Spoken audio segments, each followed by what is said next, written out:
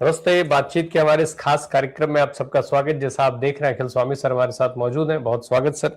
Sir, कई सारे मुद्दे हैं इस देश में। एक मुद्दा तो राम मंदिर का ऐसा गरमाया हुआ है जो भारतीय जनता पार्टी के गले की हड्डी बन गया है। संघ से लेकर के और विश्व हिंदू परिषद तक सारे लोग अब इस मामले में कूद पड़े हैं, लेकिन भारतीय जनता पार्टी चुप है। कुछ प्रवक्ताओं को मैदान में छोड़ दिया गया है जो टीवी डिबेट्स में जाकर के राहुल गांधी और अखिलेश यादव के अयोध्या न जाने को लेकर के सवाल उठाते रहे। बस यही उनकी जिम्मेदारी सौंप दी गई है। बाकी पूरे मामले पर सन्नाटा खींच लिया गया है। लेकिन इन सारी चीजों के बीच जो बड़ी खबरें हैं वो चंपत राय को लेकर के हैं, उस पर हम आएंगे। साथ में बात करेंगे हम कॉकरोच जनता पार्टी की, जिस तरीके से जंतर मंतर पर प्रदर्शन चल रहा है वहां क्या हो रहा है, और कुछ बात होगी आर्थिक और दुनिया की भी थोड़ी। शुरुआत हम एक बार फिर करते हैं। इस देश में करोड़ों करोड़ों लोगों की आस्था के साथ जिस तरीके से खिलवाड़ हुआ है, और अब हर रोज जिस आस्था की एक तरफ खिलवाड़ हुआ और दूसरी तरफ हर रोज उन्हीं हिंदुओं को अब किस तरीके से चिढ़ाने का काम ये सरकार कर रही है, सवाल मेरा सर उसी पर है। सर, जो कुछ नाम जो सामने आए उसमें एफआईआर में एक नाम था टिन्नू यादव, और इस टिन्नू यादव को लेकर के चंपत राय ने भी बयान दे दिया, चंपत राय बंसल ने, कि टिन्नू यादव से ये उम्मीद नहीं थी। लेकिन अब जब पूरा मामला खुल करके सामने आ रहा है तो पता ये चल रहा है कि टिन्नू यादव के घर छापेमारी में तो कुल कुछ 1 लाख रुपया बरामद हुआ। दूसरों के यहां 10-10, 20-20, 25-25 लाख रुपए बरामद हो गए।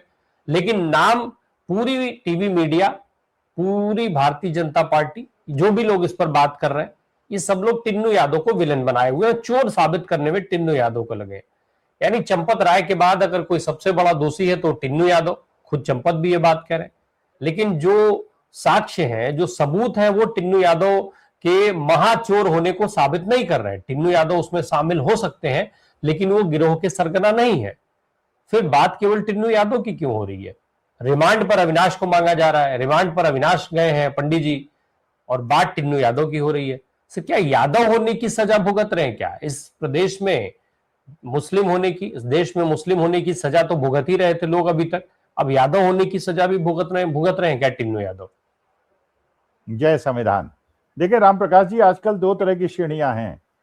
एक श्रेणी ऐसी है जिसमें आप सबसे ज्यादा अपने को सुरक्षित महसूस कर सकते हैं। उसके लिए मैं किसी समुदाय के लिए, समाज के लिए वो नहीं कर रहा हूं, मैं केवल अपना विश्लेषण कर रहा हूं, तो वो ये ना कहे कि मैं उस समाज को अपमानित कर रहा हूं। तो अगर आप गर्ग हैं, गोयल हैं, बंसल हैं, सिंघल हैं, तो आप प्रथम श्रेणी में हैं। अग्रवाल हैं, ज्ञानेश कुमार गुप्ता हैं, राजीव अग्रवाल हैं, मोदी जी हैं, शाह हैं, अगर ये सब हैं तब तो आप सेफ हैं। बंसल हैं तो आप सेफ हैं, जैसे चंपत राय बंसल हो गए। और सबसे ज्यादा अगर आप खतरे की श्रेणी में हैं तो आप खतरे की श्रेणी में पहले तो आप मुसलमान नंबर पे आ गए, दूसरा यादव नंबर पे आ गए, और तीसरा ब्राह्मण आ गए, चौथे कायस्थ आ गए। अब ये देखिए, जो 8 लोगों को इसमें नामजद किया गया है उसमें 2 यादव हैं, 2 कायस्थ हैं और 4 ब्राह्मण हैं। अच्छा, इसमें बंसल साहब को जानबूझ के बचाया गया। अब ये बताइए, मान लीजिए ये कहा जाए कि ये नहीं, अच्छा ये जैसे कहा गया ना कि ये हिंदुओं को बदनाम करने की कोशिश हो रही है, लोग मंदिर नहीं गए। राम प्रकाश जी, मैं आपसे एक प्रश्न पूछता हूं। मंदिर में 3 तरह के लोग होंगे, जो मंदिर गए होंगे और चढ़ावा चढ़ाया होगा, और तीसरे जो मंदिर के अंदर बैठे होंगे जिन्होंने लूट मचाई होगी। अगर मैं आपसे ये कहूं इसे श्रेणीबद्ध करो, इसमें सबसे श्रेष्ठ कौन है? देखिए, सबसे श्रेष्ठ वो है जो मंदिर गया और चढ़ावा चढ़ाया, भगवान पे आस्था रख के चढ़ाया। नंबर 2 वो लोग हैं जो कि मंदिर गए नहीं, क्योंकि उन्हें शायद ये पता था ये एक राजनीतिक कार्यक्रम है। श्री राम जन्मभूमि एक राजनीतिक कार्यक्रम है। मैं भी गया, मैं भी देखिए तिरुपति बालाजी गया, मैं जगन्नाथपुरी गया, मैं बद्रीनाथ केदारनाथ गया, मैं राम मंदिर नहीं गया, क्योंकि मुझे पता था, ये वास्तविकता है, let us be very Frank, सनातनी हूं, शुद्ध सनातनी हूं। लेकिन मुझे पता था कि यहाँ पे विश्व हिंदू परिषद, आरएसएस और बीजेपी ने कब्जा किया हुआ है और यहाँ चोरियां हो रही हैं। आप ये देखिए, बाकी जो मंदिर हैं उनके बारे में खबरें क्यों नहीं मिल रही हैं?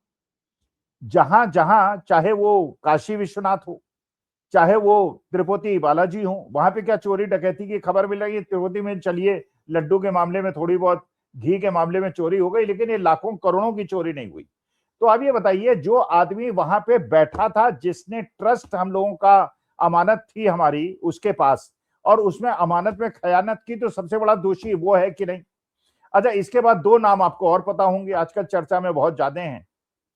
एक हैं जो वहां पे खजांची थे 2019-20 में, उन्होंने ये स्पष्ट बताया कि वहां पे जब ये चोरी की खबर उनको मिली, क्योंकि उन्होंने ये देखा, जब वो कैश के इंचार्ज थे, उन्होंने ये देखा, महिपाल सिंह उनका नाम है, और आरएसएस के वो भी हैं, महिपाल सिंह आरएसएस के, ऐसा नहीं वो आरएसएस के नहीं है।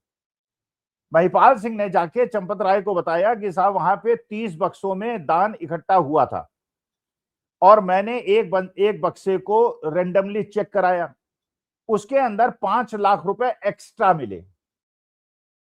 अब ये बताइए, एक बक्से में 5 लाख मिले तो मैथमेटिक्स के हिसाब से 30 बक्से में 1.5 करोड़ रुपए मिले। ये एक दिन के एक समय का चंदा है, 1.5 करोड़। अच्छा, उसके बाद चंपत राय ने कहा नहीं, इसमें चुप रहो, इसमें उन्हें हटा दिया महिपाल सिंह को वहां से। अगर मान लीजिए कोई आदमी आपका विसिल ब्लोअर है और आके बता रहा है कि बात चोरी हो रही, आरएसएस का आदमी है, उसे अगर आप हटा देते हैं तो इसका मतलब आपके सत्यनिष्ठा पे ठोक वो है, खोट है। अच्छा, इसके बाद दूसरे व्यक्ति को आप देखिए, दूसरा व्यक्ति जो कि दीनानाथ, वो हैं, क्या नाम उनका, दीनानाथ वर्मा, वो ये खबर देते हैं जो इंजीनियर है वहां पर, और जिनका कारसेवकपुरम में अपना क्वार्टर आज भी है जहां उनका ताला लगा हुआ है। वो इन्हें खबर देते हैं कि साहब मैंने एक लकड़ी का ठेका दिया था एक लकड़ी के व्यापारी को, जब वो लकड़ी के व्यापारी से जो कॉन्ट्रैक्ट हुआ था वो चंपत राय बंसल से ही हुआ था। अच्छा, जब वो पेमेंट के लिए आता है तो बिल देता है, 40% बढ़ा हुआ होता है, वो चंपत राय बंसल साहब के पास जाता है और कहता है कि साहब आपने जो कॉन्ट्रैक्ट किया था जिसमें आपके भी हस्ताक्षर हैं, उसमें तो 100 रुपए का माल था, ये तो 140 रुपए का बिल दे रहा है। चंपत राय बंसल उन्हें चुप रहने के लिए कहते हैं, उनको भी नौकरी से हटा देते हैं। इसका मतलब यह है कि महिपाल सिंह को भी नौकरी से हटा दिया गया, चंपत राय बंसल को भी हटा दिया गया, जबकि वो विसिल ब्लोअर थे और आरएसएस के थे। इसका माने जो भी आदमी ईमानदार था राम मंदिर के अंदर, उसको हटा दिया गया। अच्छा, ये भी खबर मिली, जो स्टेट बैंक ऑफ इंडिया में अकाउंट था जहां पैसे ले जाए जाते थे, वो स्टेट बैंक ऑफ इंडिया के रेगुलर एम्प्लॉय नहीं थे, वो नियुक्त किए गए थे कॉन्ट्रैक्ट पे, और जिसकी कॉन्ट्रैक्ट भी चंपत राय बंसल साहब ने कराई। ये सब सूचनाओं के आधार पे है, सोशल मीडिया पे। मैं तो वहां गया नहीं, मैंने तो कागज जांचे नहीं, लेकिन ये बताया गया कि वो जो स्टेट बैंक के अधिकारी थे, जो कर्मचारी थे, जो नोट गिनते थे, जो इस लूट में शामिल थे, वो भी। अच्छा, चंपत राय, अब ये बताइए, 400 सुरक्षा कर्मी थे वहां पे, 400 सुरक्षा कर्मी पे 1 करोड़ रुपए पर मंथ का खर्चा था, 1 करोड़ रुपए पर मंथ। और ये कौन नियुक्ति करता था, कौन छांटता था, कौन उसको देखता था, वो चंपत राय बंसल साहब करते थे। तो असली मुद्दा ये है, सब लोग पूछ रहे हैं, आप अयोध्या चले जाइए, लेकिन सर पूरा फोकस भी दो ही नाम पे है ना, पूरा टेलीविजन से लेकर के हर आदमी चंपत राय की बात कर रहा है, और चंपत राय के अलावा टिन्नू यादव की बात कर रहा है, दो ही नाम पे बात हो रही है, बाकी किसी नाम की चर्चा ही नहीं है। भाई देखिए, मैं तो ये एक चुनौती देता हूं, आप 3 लोगों का, अनिल मिश्रा का, गोपाल राव का और चंपत राय बंसल का नार्को टेस्ट करा दीजिए। भाई अगर मान लीजिए मैंने बेईमानी में पार्टिसिपेट नहीं किया, और मान लीजिए मैं इस ट्रस्ट का अध्यक्ष होता, मान लीजिए, और ये मैं मानता, जैसे मान लीजिए वीएसपी के अध्यक्ष भी बोल रहे हैं, अंतरराष्ट्रीय अध्यक्ष बोल रहे हैं, और जिस प्रकार से आरएसएस के दत्तात्रेय हासबोले साहब बोल रहे हैं कि ये बिल्कुल दूध का दूध पानी का पानी होना चाहिए, योगी आदित्यनाथ भी बोल रहे हैं, मान लीजिए, मैं मानता हूं, मान लीजिए ईमानदार हैं, उनका कोई, और ये चाहते हैं कि राम मंदिर में जो चोरी हुई इसका पर्दाफाश हो जाए, आप तीनों का नार्को टेस्ट करा दीजिए। नार्को टेस्ट से पता चल जाएगा कहां कहां तार इसके जुड़े हुए हैं और कहां ये चोरी डकैती हुई है। विनय कटियार के पास रात को 1-1:30 बजे मोदी जी का फोन आना, और विनय कटियार का इन तीनों का नाम लेना, इसका क्या मतलब है? इसका मतलब यह है कि ये चोरी डकैती इसलिए इन तीनों को बचाया जा रहा है क्योंकि देखिए, हो सकता है इसमें टिन्नू यादव भी इन्वॉल्व हों, इसमें अविनाश शुक्ला भी इन्वॉल्व हो, इसमें लवकुश मिश्रा भी इन्वॉल्व हो, इसमें बाकी जो 3 लोगों का नाम लिया जा रहा है, गोपाल राव का और अनिल मिश्रा का और चंपत राय बंसल का, ये भी हो। लेकिन ये जिन 8 लोगों को अरेस्ट किया गया है, इनको ऊपर से जुड़े हुए तार, दिल्ली और लखनऊ से जो तार जुड़े हुए हैं, उनके बारे में जानकारी नहीं है। लखनऊ और दिल्ली से जुड़े हुए तार के बारे में जानकारी किसको है? अनिल मिश्रा को, गोपाल राव को और चंपत राव बंसल को। इन तीनों को अरेस्ट इसलिए नहीं किया गया।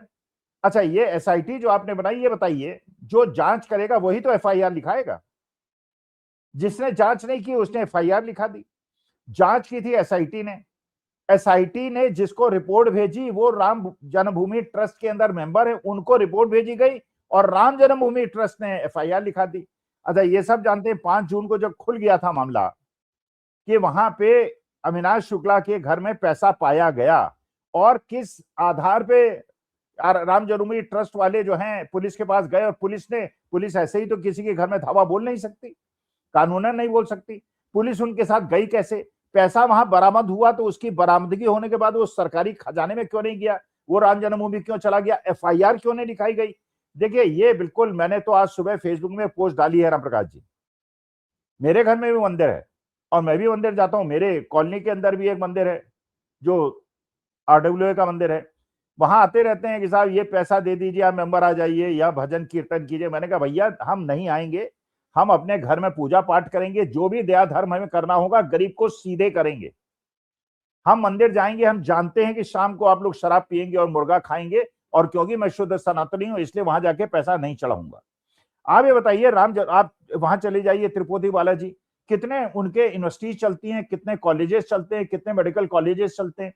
राम जन्मभूमि ट्रस्ट के अंदर कोई चलता है क्या? मंदिर, कॉलेज और बाकी चीजें कुछ जनता के हित के लिए होती है? सारा पैसा भारतीय जनता पार्टी के चुनाव प्रचार में जा रहा है। तो देखिए, ये मुद्दा ऐसा है, जो बात सब लोग कह रहे हैं। कल आपने देखा हो एक चैनल के अंदर, नाम नहीं लूंगा उसका, उसके अंदर जनरल विशंबर दयाल, जो बड़े, अब मानी बात है मेजर जनरल हैं तो वरिष्ठ, और बड़ा खुल के बोलते हैं, दबंगई से बोलते हैं, और वो आरएलडी के स्पोक्सपर्सन बन गए। अभी 4-5 दिन पहले उन्होंने आरएलडी ज्वाइन की।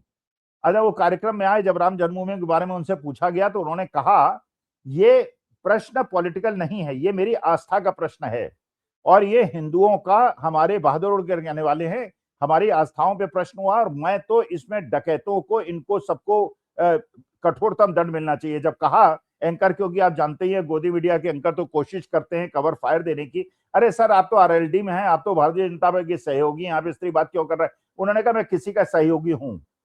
असली मुद्दा यह है कि ये भावनात्मक मुद्दा है, और इस प्रकार से कोई भी नहीं सोच सकता था कि राम के मंदिर के अंदर चोरी हो जाएगी, राम द्रोह हो जाएगा। अब तो मोहम्मद गजनवी भी ये सोच रहा होगा कि मैं तो छोटा डकैत था, बड़े डकैत तो ये वीएचपी, आरएसएस और बीजेपी वाले निकले, जिन्होंने लाखों करोड़ों पी लिए, और उसके बाद 1 करोड़ रुपए की बरामदगी दिखा के और अविनाश शुक्ला को पकड़ लिया। देखिए, टिन्नू यादव की केवल एक गलती थी, अगर टिन्नू यादव ना होते, टिन्नू राय बंसल होते या टिन्नू राय गुप्ता होते या अग्रवाल होते, उनका कुछ ना होता। सर, संजय राउत तो यहां तक कह रहे हैं कि रामनगरी को इस भाजपा संघ और इन सब ने मिलकर के अंडरवर्ल्ड में बदल दिया, वो अंडरवर्ल्ड की तरीके से होगा। भाजपा जो है वो, भाजपा ये बात चिल्ला करके कह रही है कि शिवसेना राम मंदिर का अपमान कर रही है, अयोध्या का अपमान कर रही है, ये सारी चीजें हो रही हैं। नाम नहीं लेंगे, लेकिन नहीं, राम मंदिर का अपमान नहीं हो रहा है, ये जो डकैती पड़ी है उसके लिए अपने, देखिए अब ये बात कह दी उद्धव ठाकरे ने भी, और करना चाहिए, every Hindu should do it. Uddhav Thackeray ने कहा कि हम यात्रा निकालेंगे, और ये भी है कि शिवसेना ने 1 करोड़ रुपए का जो अपना वो था, चढ़ावा था, वो राम मंदिर के लिए दिया था। दिग्विजय सिंह ने भी कह दिया, दिग्विजय सिंह ने कह दिया कि हम उज्जैन से, महाकाल के मंदिर से अयोध्या तक पैदल मार्च करूंगा मैं। अब उन्होंने भी पैसे दिए थे, 5 लाख दिए थे या कितने दिए थे, वो कहते मैं अपना पैसा वापस मांगूंगा और कोर्ट जाऊंगा। भाई अमानत में खयानत है ना। मैं मान लीजिए राम प्रकाश जी आपके यहाँ 1 लाख रुपए रखवा दूं, अच्छा बाद में आप मुकर जाए कि मैं तो 1 लाख रुपए नहीं दूंगा, तो मैं आपसे, आपके खिलाफ केस करूंगा कि नहीं? हुई अमानत में खयानत हुई कि नहीं हुई? अब जब राम मंदिर के अंदर ये पता चल रहा है कि वहां पे जो चढ़ावा आया, लोगों ने 200 किलो चांदी दी, किसी ने कोई मुकुट दिया, किसी ने कुछ सोना चांदी दी, किसी ने कुछ दिया, उसकी रसीद ही नहीं दी। और किसने नहीं दी? चंपत राय बंसल ने नहीं दी, और चंपत राय बंसल के खिलाफ कोई एफआईआर नहीं है। एफआईआर उनके खिलाफ है जो नीचे के, उनको पता ही नहीं है इसके तार। तो अगर पुलिस चाहती है, अगर सीबीआई ईडी चाहती है कि ये पता चले कि ये कितना बड़ा माया जाल है, तो ये बड़े बड़े 3 लोगों का नार्को टेस्ट अब करा दीजिए। आपको सारा दूध का दूध पानी का पानी हो जाएगा। योगी आदित्यनाथ की बात कि मैं दूध का दूध पानी का पानी करूंगा, इन बड़े लोगों का नार्को टेस्ट, इन बड़े लोगों का नार्को टेस्ट हो जाएगा तो इनके बहुत बड़े लोगों का नाम फिर सामने आ जाएगा। अब तो जो आरोप लग रहा है अगर उसमें सच्चाई हो, जो आपने भी सोशल मीडिया पे देखा होगा, लोग कह रहे हैं कि भाई यहीं से पैसा चुरा करके और संघ का मुख्यालय बनवाया गया, यहीं से पैसा चुरा करके देश भर में संघ के तमाम कार्यालय बनवाए जा रहे हैं। तो अगर ये सारी चीजें हैं, कहीं भी है, तब तो फिर बहुत बड़े लोगों का नाम आ जाएगा। तो फिर नार्को टेस्ट कराएगा कौन? अरे कमाल है, इसका माने छोटे लोगों का नार्को टेस्ट होगा, बड़े लोगों का कानून में ऐसी कोई व्यवस्था है क्या कि बड़े लोगों का नार्को टेस्ट नहीं होगा? क्योंकि उससे अब तो ये व्यवस्था हो गई है ना कि आप हमें चेहरा दिखाइए, हम न्याय दे देंगे। अब तो ये व्यवस्था हो गई है। वो देखिए, वो राम प्रकाश जी, वो समय चला गया। अब तो हिंदू जो है मर्माहत है। और हिंदू, आपने अयोध्या की अगर सूर्यवंशियों की बात सुनी होगी, गांव के गांव सूर्यवंशियों के कह रहे हैं कि ये डकैती हुई है, हम इनको छोड़ेंगे नहीं, इनको माफ नहीं करेंगे, इनको हम छोड़ेंगे नहीं। गांव गांव तक, गरीब आदमी तक, जिन्होंने 5-5 रुपए, 51-51 रुपए, 100-100 रुपए चढ़ाए हैं, सबके ऊपर ये है कि ये डकैती हुई है। तो देखिए, ये तो अगर ये चाहते हैं और पूरे विश्व के अंदर हमारी बदनामी हुई है राम प्रकाश जी, केवल हिंदुस्तान के अंदर की बात नहीं है, केवल उत्तर प्रदेश के अंदर की बात नहीं हुई है। 4 करोड़ हिंदू विश्व के कोने कोने में रहते हैं, वहां से लोगों ने डॉलर्स भेजे थे, वहां से आते थे, डॉलर और यूरो डालते थे। और ये जो बरामदगी हुई है उसमें $1000 भी मिला है, क्योंकि डॉलर डालते थे, इन्होंने डॉलर अपने घर में रख लिए, मस्ती लेंगे इससे। 90 रुपए का डॉलर हो गया, 95 रुपए का हो गया। वहां पे भी जो अयोध्या का नाम पूरे विश्व के अंदर प्रसिद्ध हो गया था, लोग अयोध्या को नाम से प्रणाम करने लगे थे, भगवान राम के नाम पे प्रणाम करने लगे थे। वो लोग भी वहां जवाब नहीं दे पा रहे हैं। मेरी अपने एक फ्रेंड से बात हुई, जो 40 साल पुरानी मेरी दोस्त है, जो अमेरिका में रहती है। कहते हैं वहां के लोग ये पूछ रहे हैं, भाई हमारे वेटिकन में तो ये चोरियां नहीं होती, हमारे गुरुद्वारों में तो ये चोरियां नहीं होती, हमारे चर्चों में तो ये चोरियां नहीं होती, ये तुम्हारे यहाँ मंदिरों में चोरियां क्यों होती हैं? तो उन्होंने कहा, भाई हम लोग असली सनातनी हैं, हम लोग चोरी डके भगवान के नाम का एक लड्डू खाना पसंद नहीं करते। ये डकैत लोग हैं, ये जो बैठे हुए हैं। बिल्कुल झंडेवाला के अंदर जो 7 मंजिला या 6 मंजिला कितनी बड़ी इमारत बनी है, एयर कंडीशन इमारत बनी है, ये मानी। इसीलिए प्रियंक खड़गे जो कह रहे हैं कर्नाटका के अंदर होम मिनिस्टर, इनका रजिस्ट्रेशन होना चाहिए, इनके सोर्स ऑफ फंडिंग पता चलनी चाहिए, कहां से पैसा आया, कहां खर्च हुआ। क्योंकि ये बात बिल्कुल सही है, ये बात बिल्कुल सही है कि अगर प्रियंक खड़गे ये बात बता देंगे और ये रजिस्ट्रेशन हो जाएगा, ये सारा का सारा पैसा जो इकट्ठा हुआ है, इसमें इनकम टैक्स भी नहीं देते। पता नहीं ये दाऊद इब्राहिम का पैसा लेते हैं, गुंडे बदमाशों का पैसा लेते हैं, डकैतों का पैसा लेते हैं, ये भी नहीं पता चल रहा है। बिल्कुल सर, बात थोड़ी सी दूसरी मुद्दों पर भी हम आ जाए जरा। जिस तरीके से एक मुद्दा हम लगातार देख रहे हैं, इस देश में युवाओं के भविष्य के साथ किस तरीके का खिलवाड़ हो रहा है, और फिर उस खिलवाड़ पर भी देश के युवाओं का मजाक बनाने का काम ये सरकार कर रही है, सरकार में बैठे लोग कर रहे हैं। हर रोज बेशर्मी के साथ जिस तरीके का बयान आ रहा है, वो कम से कम ये साबित कर रहा है। धर्मेंद्र प्रधान के इस्तीफे की मांग के साथ कई सारे आंदोलन इस देश में शुरू हुए, कई सारे धरने, कई सारे प्रदर्शन शुरू हुए, लेकिन धर्मेंद्र प्रधान एज इस्तीफा वो मंत्री बने हुए हैं, नरेंद्र मोदी उनकी पीठ भी थपथपा रहे हैं। इस बीच में जंतर मंतर पर भी जमावड़ा लगा हुआ है, सीजेपी से लेकर के और कुछ दूसरी संस्थाओं के भी। सर, समझना यह है कि जो कॉकरोच जनता पार्टी जिस तरीके से उभरी और आज जहां खड़ी है, दो चीजें हैं उसमें। एक तो आरोप ये भाई जो प्रायोजित होने का आरोप लगता है वो अलग, और दूसरा साथ में ये भी जो चीज है, एक बड़ा धड़ा जो एक गैप मिल रहा था, उस गैप को सोशल मीडिया पर कहीं ना कहीं सीजेपी कलेक्ट करती हुई दिखी थी। ओवरऑल कुल मिला के ये जो आंदोलन चल रहा है, क्या है, किधर है दिशा, जो है इसकी क्या दिशाहीन हो रही है, या फिर वो अभी अपनी जगह पर बैठ करके सही दिशा में है? सोनम वांगचुक लगातार भूख हड़ताल पर बैठे हुए हैं। देखिए ना प्रकाश जी, मैंने इसका विश्लेषण किया, मुझे लगा कि शुरू में इनकी दिशा गलत थी, क्योंकि जब इन्होंने कहा था ये गैर राजनीतिक आंदोलन है और इसके अंदर राजनीतिक लोग वेलकम नहीं है। अच्छा, उसके बाद आपने देखा कि वहां पे जो भी आए, 2-3 हजार आदमी आए, उसमें जो भी पॉलिटिकली मोटिवेटेड लोग आए, जो पॉलिटिकली इन्वॉल्व थे, वही आज आंदोलन की मुख्य शान है। वहां आईएसआ हो, एसएफआई हो या आईएसएफ हो, ये सारे के सारे लोग हैं, ये सब पॉलिटिकली, ये लेफ्ट ओरिएंटेड लोग हैं। अच्छा, वहां बाकी, अच्छा फिर इन्होंने गलती की तो उससे एक भ्रम पैदा हुआ कि कहीं ये भारतीय जनता पार्टी की बी टीम तो नहीं है। लेकिन धीरे धीरे मेरे ख्याल से अभिषेक दीपिके को भी ये बात समझ में आ गई, अभिजीत दीपिके को बात समझ में आ गई, और सोनम वांगचुक की बात समझ में आ गई। ये संवेदनहीन सरकार है। यहां भूख हड़ताल पे आप बैठेंगे तो आपको ये फूल चढ़ाने चले आएंगे 10 दिन के बाद जब मौत हो जाएगी। तो मैं तो इन लोगों से निवेदन करता हूं, भूख हड़ताल मत करो। वही गलती तुम कर रहे हो जो कि उन 20 बच्चों ने की जिन्होंने आत्महत्या कर ली नीट पेपर लीक होने के बाद। उन्हें आत्महत्या नहीं करनी चाहिए थी, जान नहीं देनी चाहिए थी, उनको भगत सिंह और चंद्रशेखर आजाद बनना चाहिए था। अरे अपनी जान देके तुम क्या कर रहे हो? ये क्या सोच रहे हो ये तुम्हारा शरबत पिला के पानी पिला कर तुम्हारा व्रत तोड़ेंगे? ये अन्ना हजारे के जमाने में कांग्रेस के 5 मेंबर ऑफ पार्लियामेंट चले गए थे और वहां जाके उनसे वो किया था। ये नहीं करेंगे, ये मरने देंगे और उसके बाद कह देंगे जैसे किसानों के लिए कहा था कि मेरे कहने पे थोड़ी मरे हैं ये। देखिए ये संवेदन नहीं। और दूसरा, अब मैं एक पॉजिटिव साइन देख रहा हूं इस आंदोलन के अंदर, इससे एक अच्छा टर्न मिलने की संभावना है।